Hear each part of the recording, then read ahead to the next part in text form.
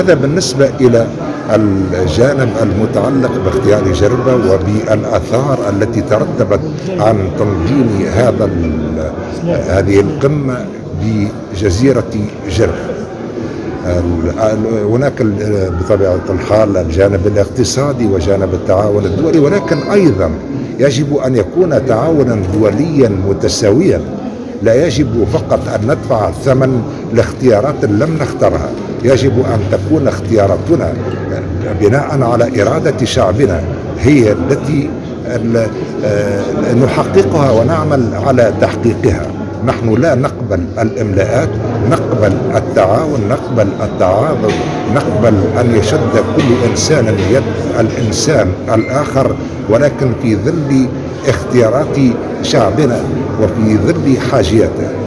بالنسبة إلى جرجيس كما قلت، أعزي أهالي جرجيس وأتابع كل يوم، يعني حتى بالليل الوضع في جرجيس. ولكن كما قلت منذ قليل لأهالي جرجيس، وأعزي الأهالي وأعزي كل التونسيين في الذين توفوا في هذه الحادثة الأليمة. هناك من توفي بعد جرجيس، ولكن سأتحدث عن هذه المسألة. وكما قلت منذ حين، صبرا يا أهل جرجيس، فإن الحقيقة إن شاء الله ستظهر.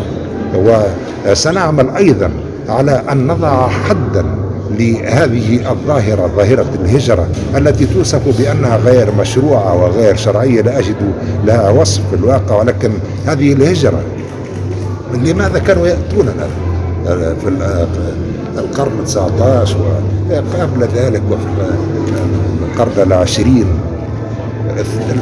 هناك مقاربات أمنية، المقاربات الأمنية لن تنفع أبدا، ستزيد في عدد الضحايا.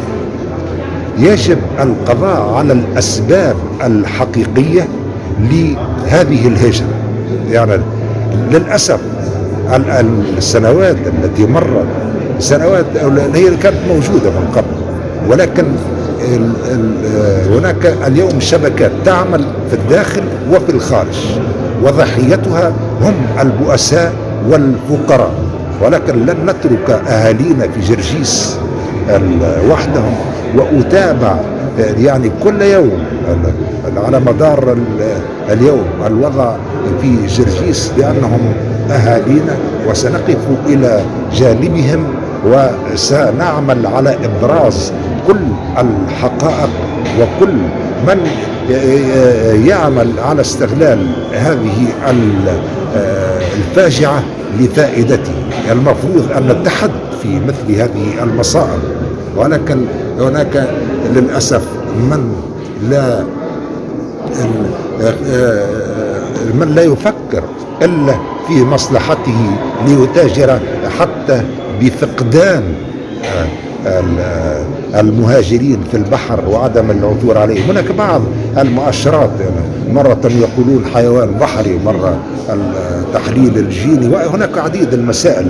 ولكن قلت منذ قليل لإحدى المحطات الإذاعية والتلفزية: صبرا يا أهل جرجيس، وعساء لنا جميعا في الذين فقدوا في البحر، ولكن إن شاء الله الحقيقة آتية.